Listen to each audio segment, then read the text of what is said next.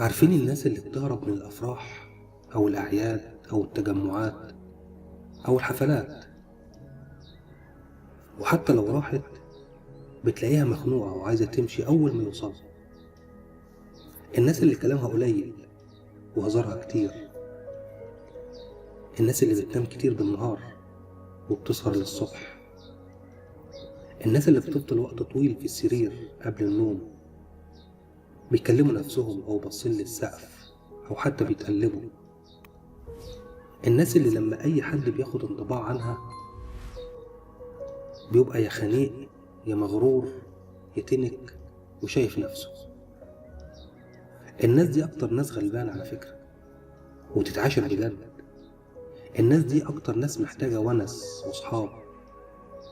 الناس دي أكتر ناس محتاجة يلاقوا حد يسمعهم عشان يفضفضوا ويتكلموا معاه ويطلعوا كل اللي جواهم. دمتم بخير.